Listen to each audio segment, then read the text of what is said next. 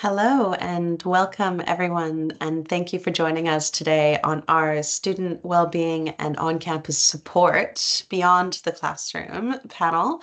I'm very excited to have you all here today, and I would like to start with an acknowledgement of country. So I'd like to begin by acknowledging the traditional custodians of the land on which we meet, the Gadigal people of the Eora Nation for myself in Sydney. I pay my respects to their elders past and present, and I extend that respect to any Aboriginal and Torres Strait Islander people joining us today. May we continue to listen, learn, and walk together with respect on this country. I'd like to thank each and every one of our panelists for joining us today on what will hopefully be a very, very significant deep dive into how we can better support students in the face of a lot of incoming changes, both macro and from within the industry itself. And so I'd like to start by getting everyone to introduce themselves. So, Kate Shum, could you please give an overview of your background?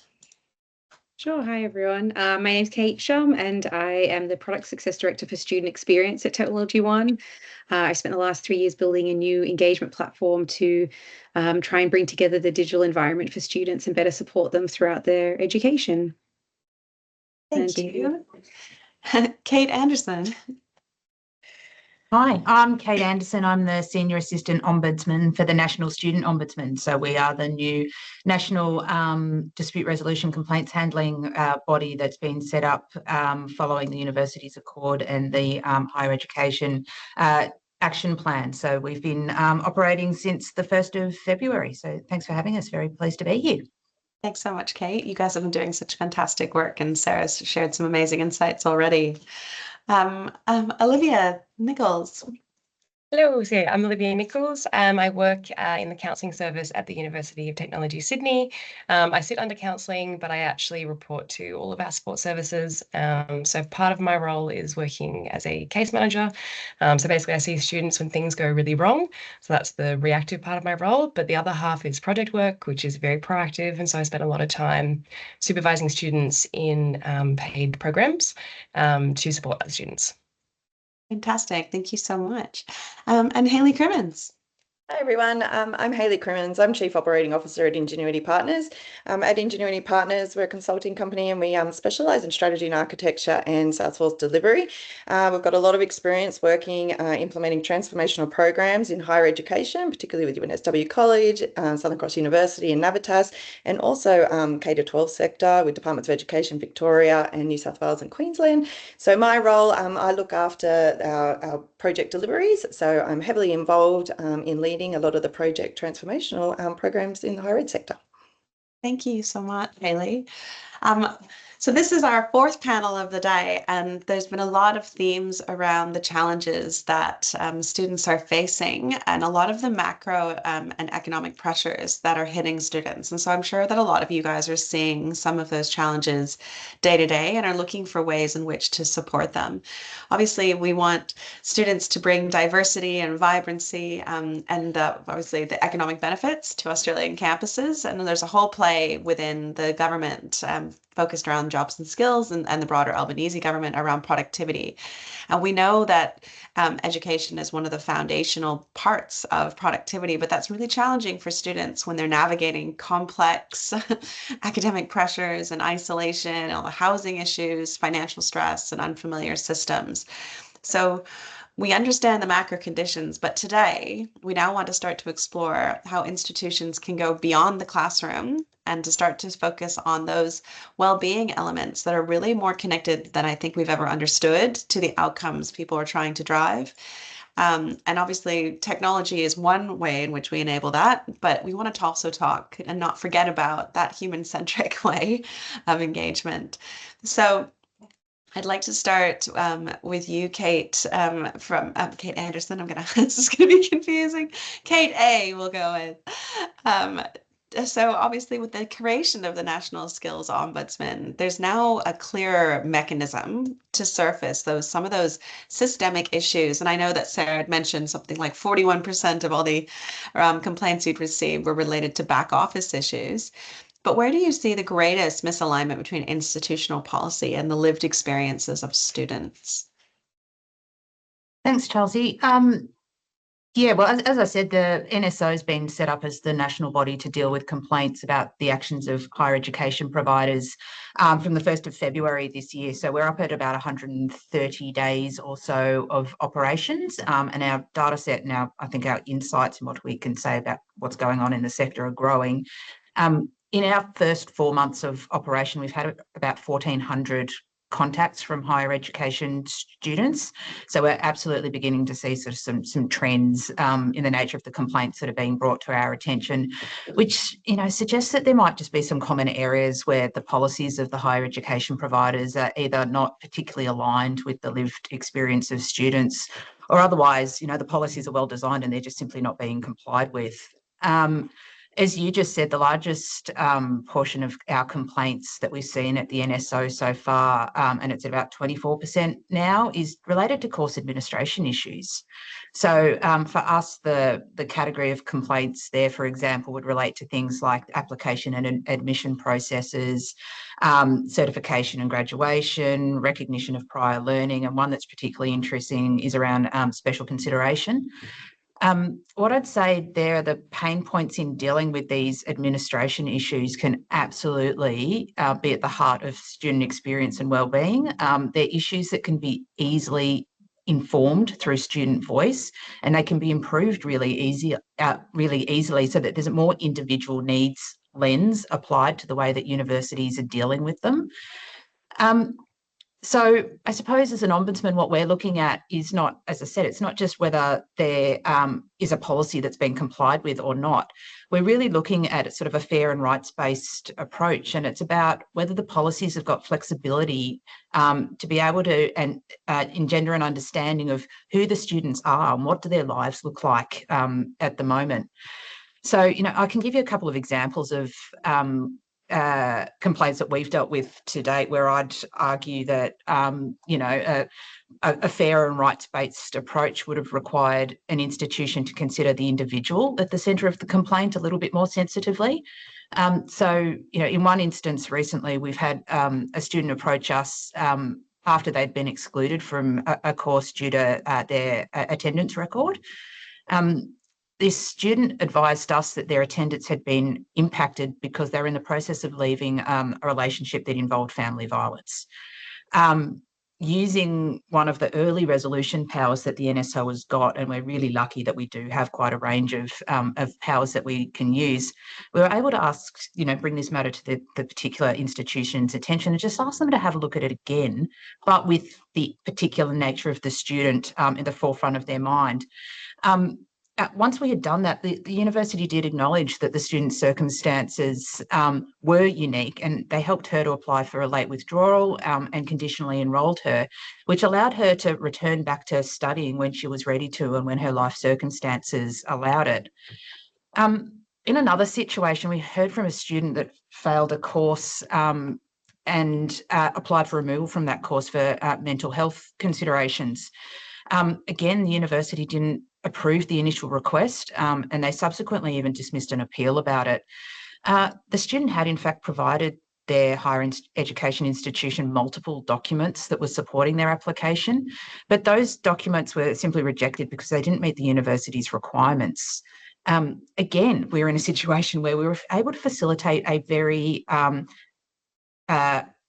I was going to say easy, but an informal resolution where we were able to engage with the university on the students' behalf, and they reconsidered the matter.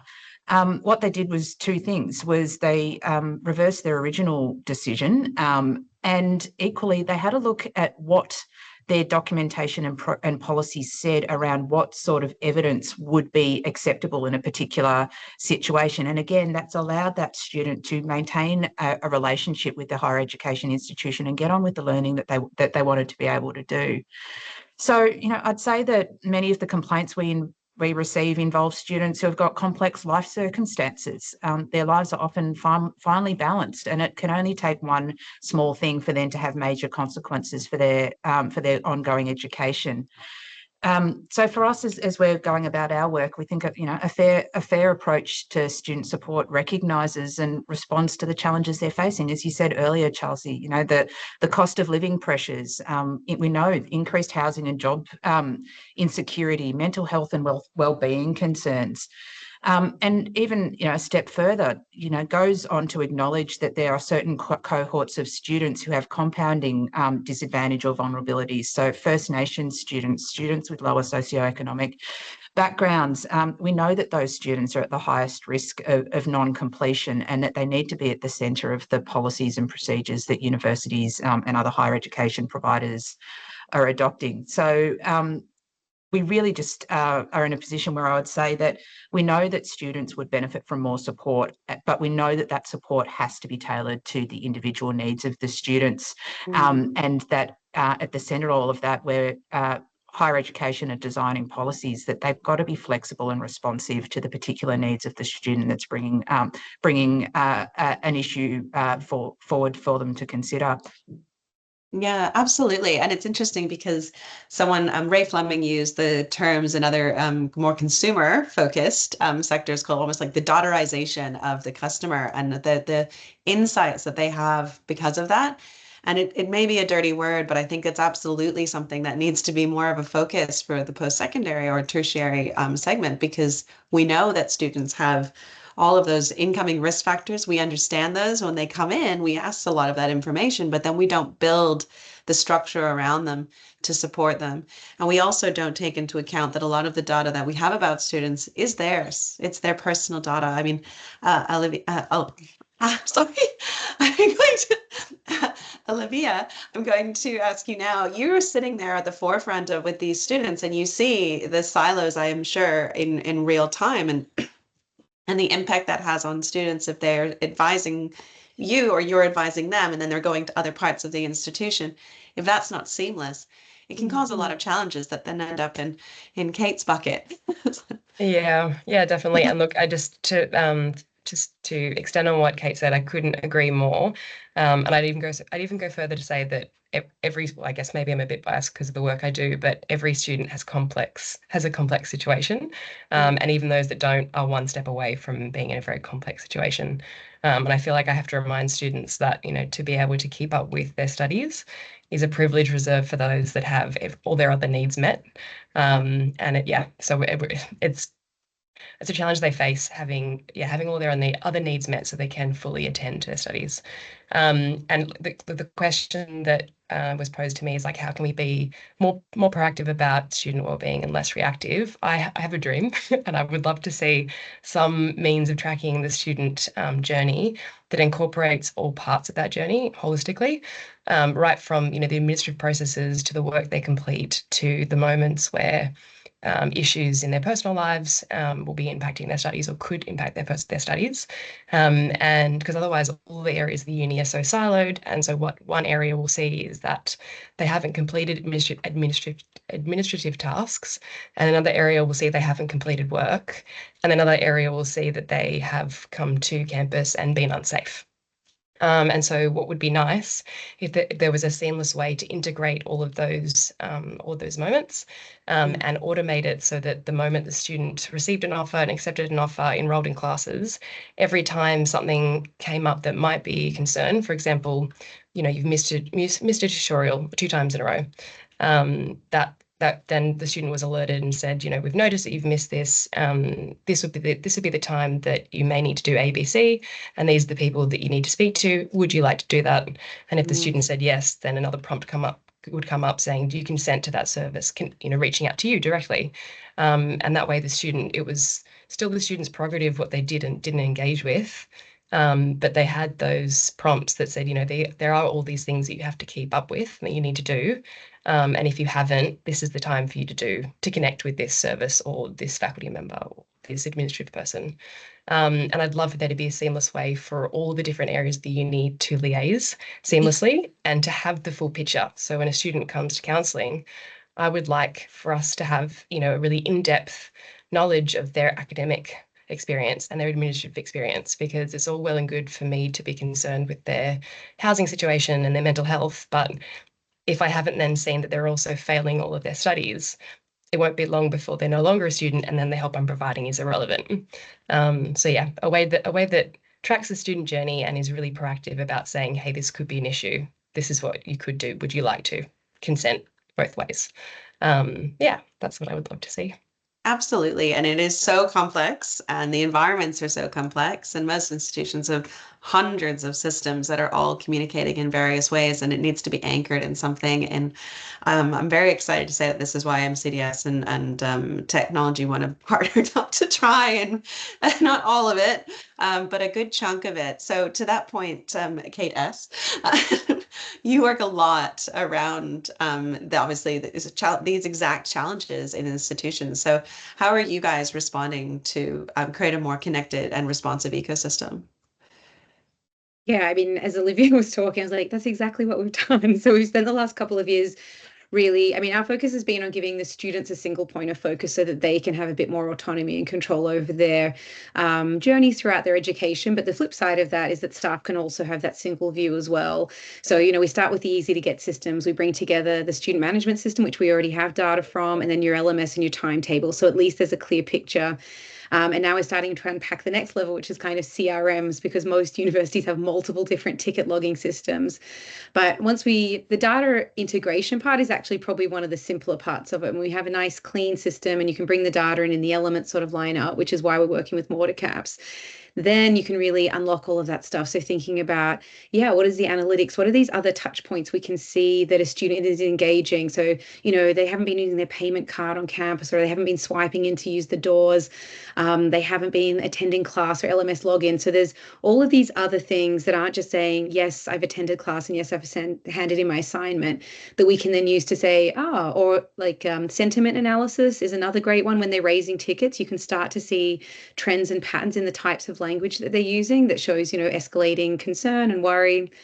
And so we use all of that data. The big thing we can do proactively is be more personalized in what we're providing to students. So giving them the information that's relevant to them. Their top 2 complaints are, I see stuff and I don't know whether it's relevant to me, and it's wasting my time. So they don't like getting spammed, and they also doubt whether something they've read is really appropriate. Especially, you know, we think about domestic versus international students, or people who have scholarships. There's all kinds of different considerations. And so the information, that should just be easy. I mean, I still remember running so many reports to send comms out to students, and you're continuously having to just like double check the data. That's such an old way of doing it. So we have all this information, and personalizing that service. I think coming back to Kate's other point around, you know, extensions and special consideration, there's sometimes some real barriers to accessing that. So where we have, you know, links to assessments, we put in a link as well to the extension process form. Why make students go and hunt around on a website? If they're worried and they know that's in their calendar, we'll just bring it to them. And if they, we do have these things called nudges. So if somebody's mispaying fees, you can get a little nudge saying, here's some information about payment plans, here's some information about scholarships. So gently helping them to sort of seek out services. And then there's that escalation process to say, like you said, Olivia, the idea of getting their consent is a really important one. I think we push a lot onto students, and we probably need to give them a bit more control over their space. So yes, there is some progress being made, but I'll catch up with you.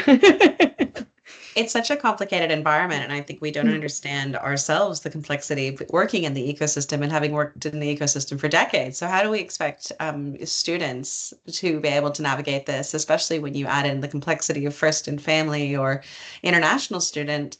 It becomes almost impossible.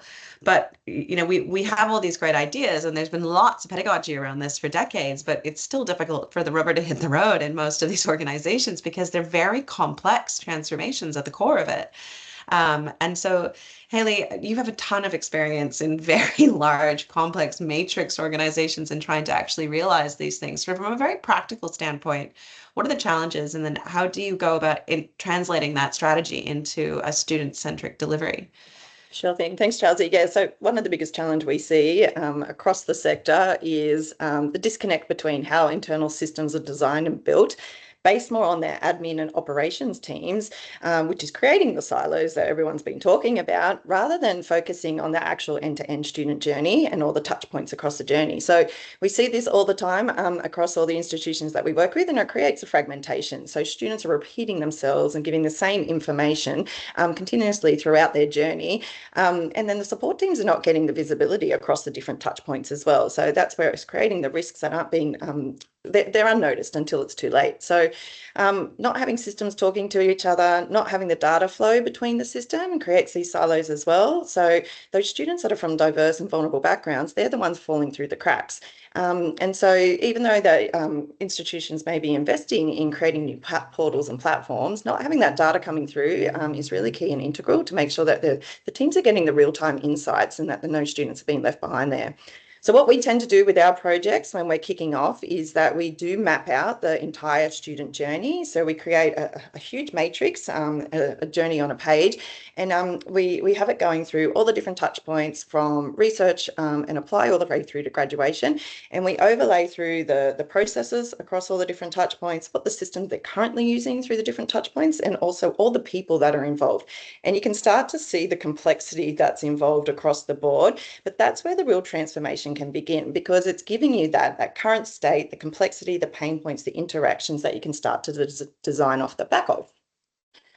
We're also really, we ensure that the student is at the centre of everything.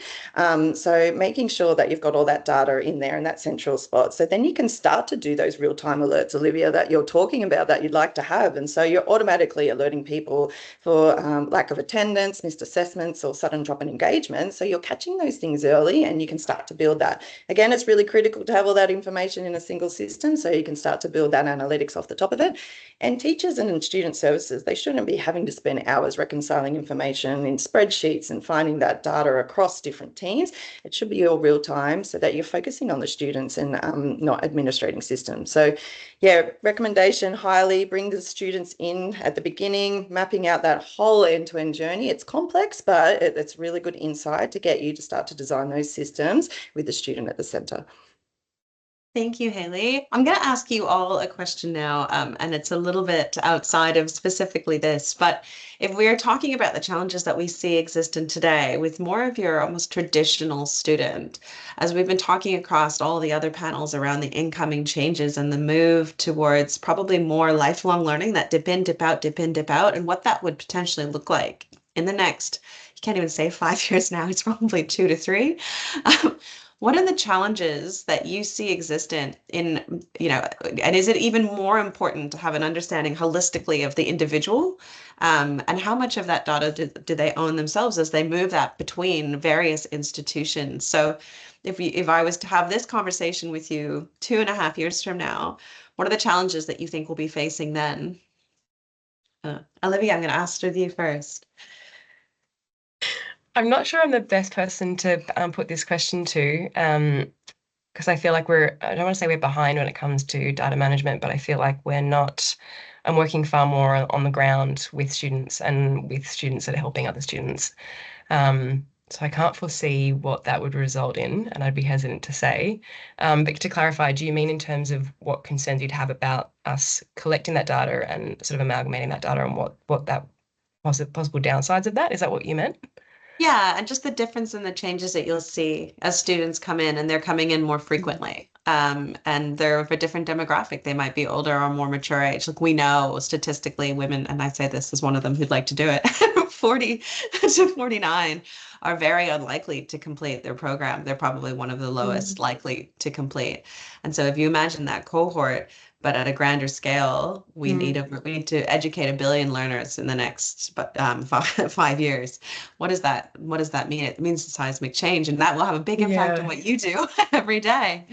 Oh, I can definitely say that if we're talking about mature age students, I can definitely say that they are A, underrepresented, and B, definitely don't engage with other students or supports. They really do suffer in silence. And if we're looking at making education more accessible and moving in and out of education more accessible, then I would very much hope that the language around it changes, that we are open to the idea that that we have people coming in once they've already had plenty of work experience, because it's a privilege to be able to afford to study straight out of school. And I think we've sold students a bit of a lie in suggesting that they have to do that in order to that's the next step, right? But I think I'd love to see the language change so as to encourage people to find a level of security and stability straight out of school, whether that's traveling or working, or ensuring they have a really great support network and then coming to study, so that their studies they complement what they're already building, as opposed to being the start of something. Because we all know what it's like. Once you finish your degree, you think that you're then going to get a job, and then you apply for jobs that you should be eligible for, but they ask for work experience. So it's and it's a large amount of money too. So you're starting in a deficit, so to speak. But I would hope that if we did have a really proficient way of tracking students, we would be intercepting and intervening really early, and hopefully that would encourage more people to enter study at various points in their life. Does that sort of answer your question? Yeah, it does. That's perfect. Thank you. Kate A, any comments?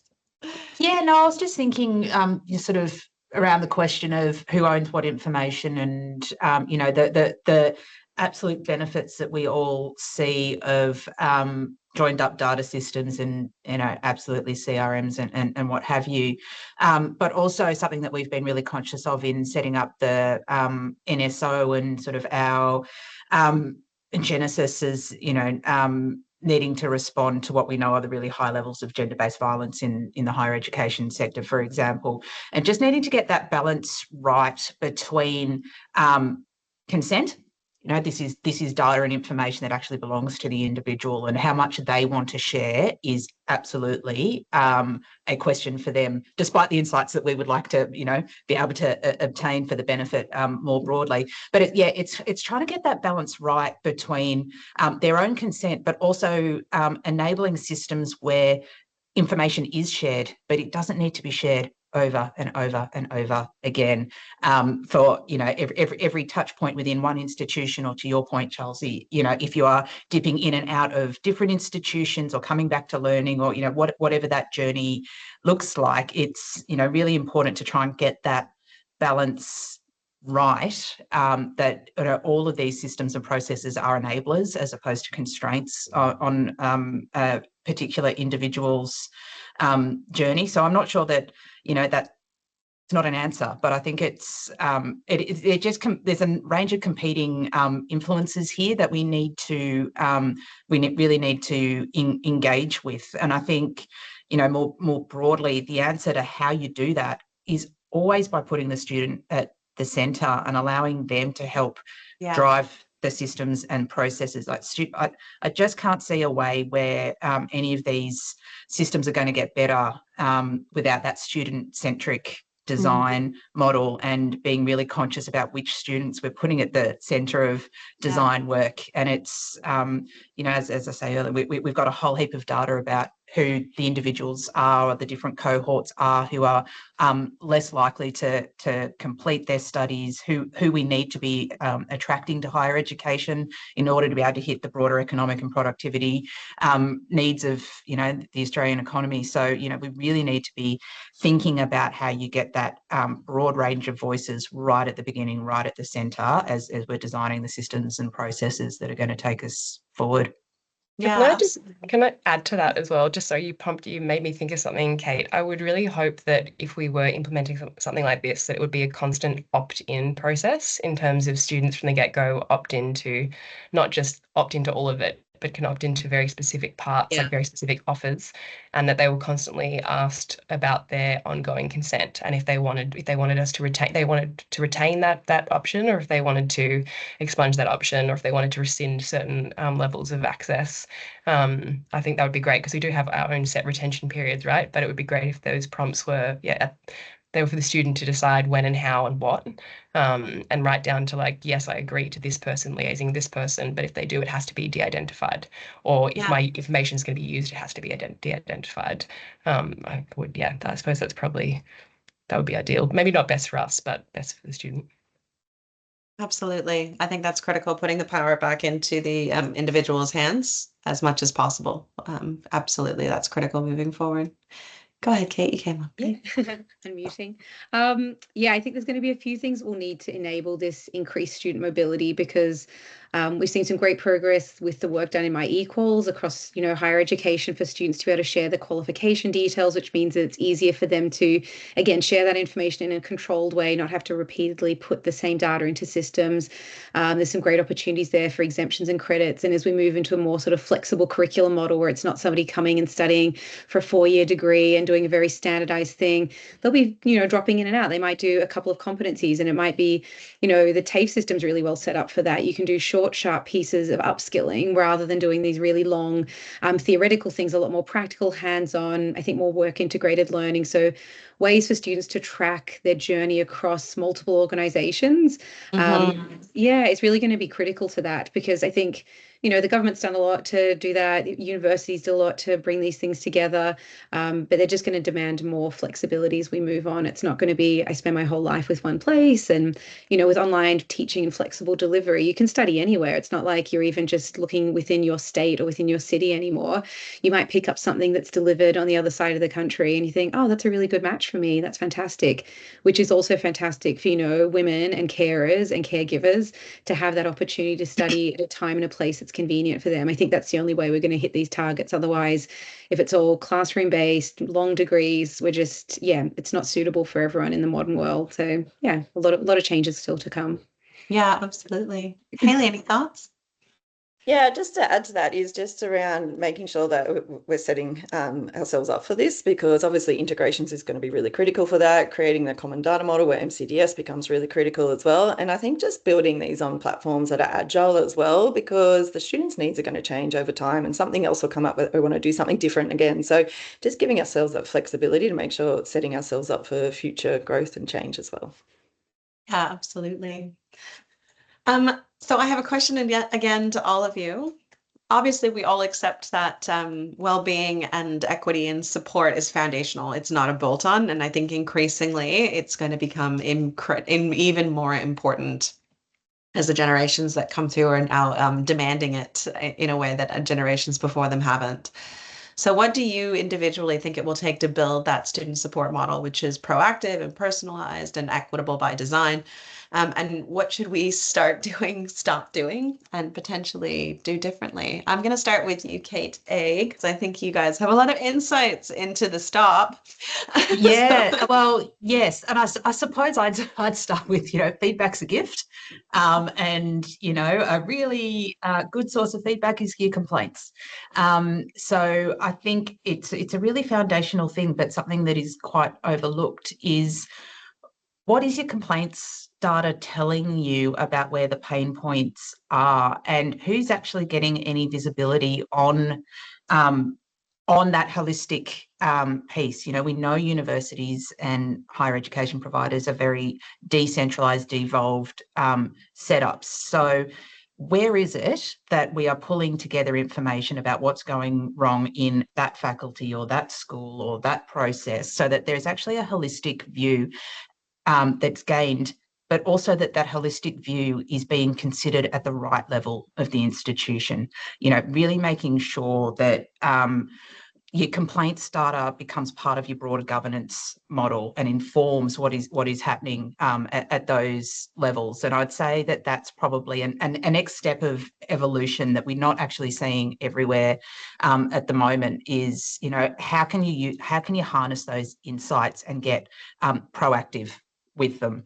I think people think about complaints as being a wholly reactive place, but it really allows a lot of, as I say, free insight into what is going on, so that people can, that institutions can start to think ahead of, what is it that is coming down the track, what is affecting these students. And I think we'll all say it. It just has to come back to that idea of being student-centric, and making sure that that all of these responses are not institutionally imposed, but really are individualised and flexible and reactive to who it is that is the heart of this whole system. Because without those students, there is a core amount that the higher education provider is no longer here to be able to provide. So I think that would be the number one for us, and hopefully having a national complaints body now, and you know, hopefully we'll be able to push some insights out into the sector as well from what we're seeing that might be able to, you know, start to lead to some of that sort of institutional system-wide uplift. I love that, because I think historically data has been for reporting. It's not for activating and actually building a proper dialogue with the end consumer. And I'm going to use that word, even though it's a dirty one. It's the end consumer. And to your point, if they don't choose not to consume, that there is disruption that is ripe for the taking. So Olivia, do you have any comments around my question? I totally agree with Kate. I think I would just add to that and say that what I found is the student, well, and I think this is what you were saying though, that complaints doesn't have to just be when things go terribly wrong. It can be, you know, along the way as well to suggest improvements. But I would say that I see a lot of students, so the students that do have capacity to make complaints, they're looking for a resolution. And so, you know, they innately are in a position where they know their rights, they feel empowered to say something about it. They know the avenues to take to do that, and they have real hope that they will actually find a resolution. But I'd say I wonder how we could catch the students or prompt them more to be well versed on their rights and what are fair expectations of their institution, and to feel safe to give feedback, not with the hopes of having something resolved, but the hopes of seeing improvements in real time for them and their peers. Very much so. Maybe we need to change the language around what complaints are and where their value is. Yeah, and I would also, it's somewhat not connected but relevant to my work. I would just love to see more instances where recent graduates, particularly those that haven't been, you know, archetypally successful, but that have holistically been successful. And I would say, what reflects that for me is having had challenges, experienced challenges, and have come out the other side. I'd love to see more opportunities for them to be employed and to, within the university environment, to help students circumvent them experiencing similar pain points, and also being sort of having their finger on the pulse to see what the new upcoming pain points are, so they can feed that information back to, other stuff. Thank you. I think even just noting that resilience is probably one of the most important factors in a modern workplace, that they should be highly employable off the back of that. Hayley. Yeah, definitely echo leveraging all the data that we have available. So building out more of that automated early intervention triggers based on real-time insights that we have to catch things early. And again, putting the student at the centre. So having that student first design, having them involved at the beginning, and making sure we're building tools that are intuitive and accessible across all areas for them. Yeah, absolutely. And I think also we should start looking outside of just education. We're not really that good at a lot of this as a sector. There are definitely lots of incredibly innovative areas and insights to be taken from other sectors that could really change the game for us. So that's my insight. Kate. Yeah, I think there's also some great insights from the UK. So their Academic Registrars Council has a big promotion at the moment on what is it called? Compassionate communications. So thinking around the language you use and the way that you communicate, and the partner to that is, you know, really plain language policy. I think Olivia and Kate both touch on the fact that students sometimes aren't fully aware of their rights, and part of that is the complexity of the language we use in these documents.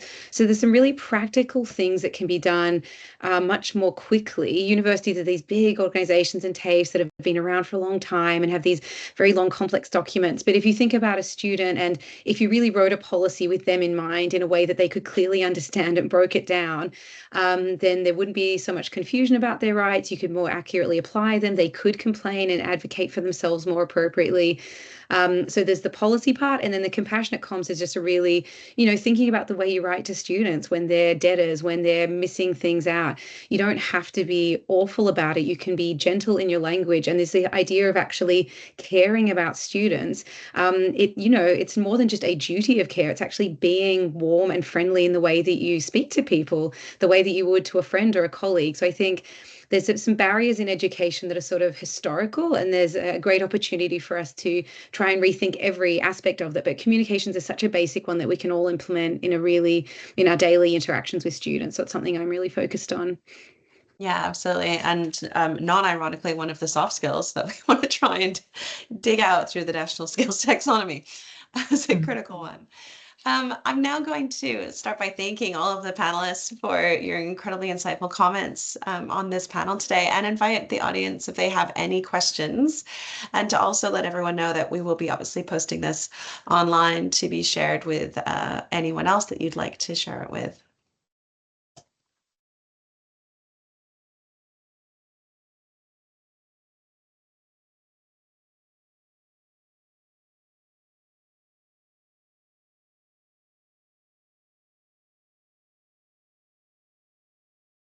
The waiting is always the worst part, to see if anyone has a question.